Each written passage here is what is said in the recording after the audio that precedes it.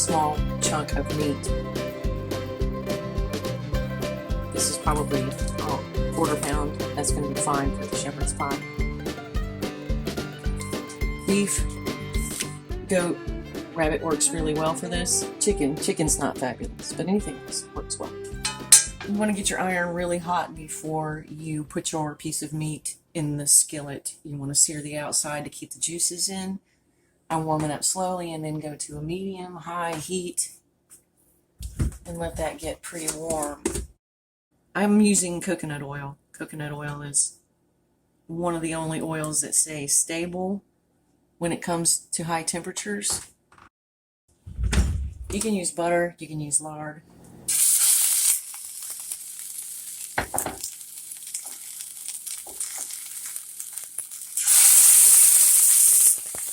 I'm going to brown it just quickly on each side, each edge, and you just want to get that brown.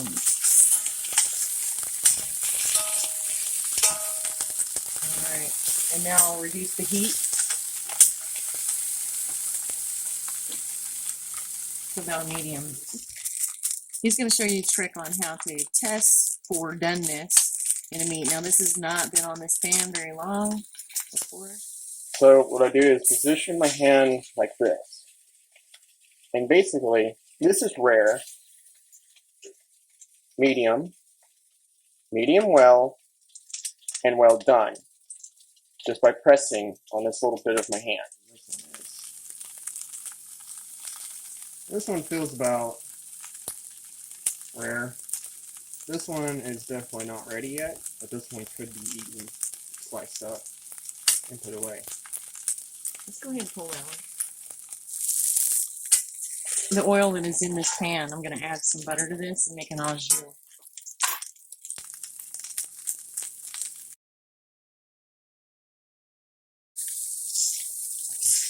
I'm going to turn this down just a little more. I want to burn my butter off.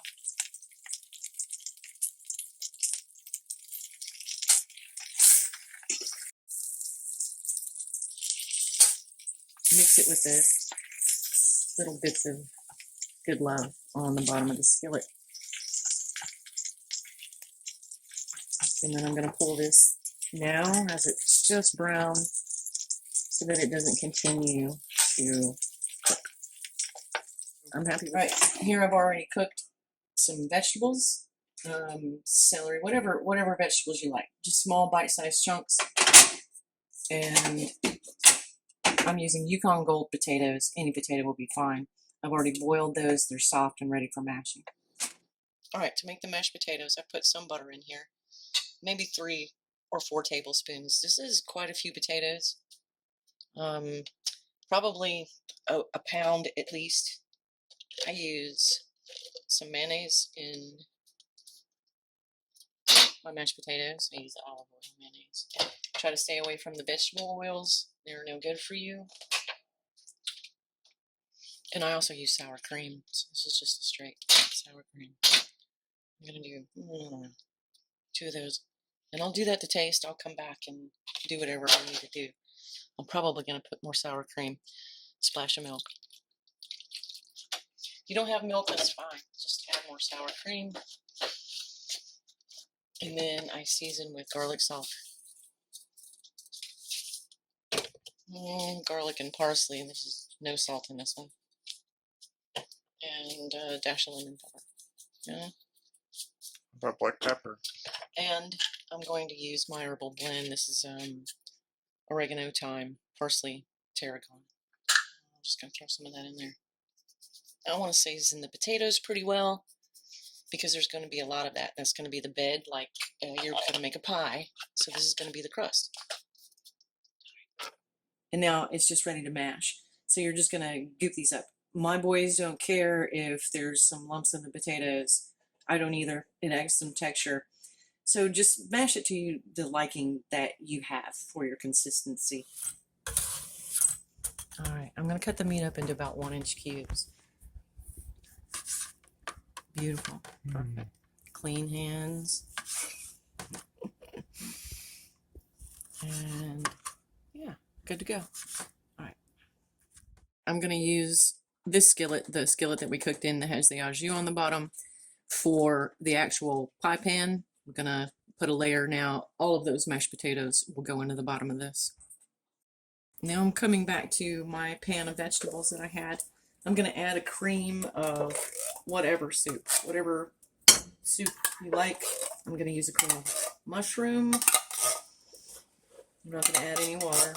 Straight in, more seasoning. What's Here, this is again is just the same herb blend. You can put whatever floats your boat, blows your skirt up. I'm gonna do a little bit more garlic and parsley. I'm just gonna toss this, not too much, and then this goes into your crust. I'm just gonna spread that out. I'm gonna top this with a little bit of cheese that I make for the farm. This one is a Peppadew Pimento. You can use whatever you want or no cheese at all, just depending on what your dietary needs are.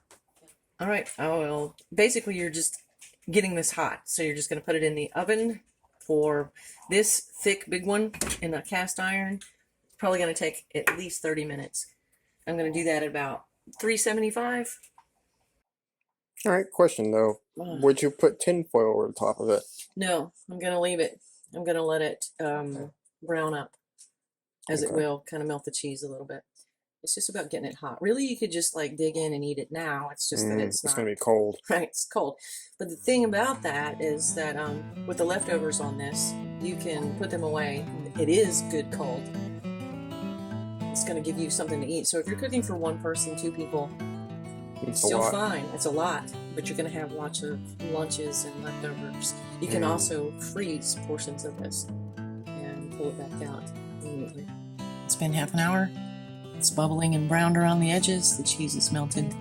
And we're ready to go.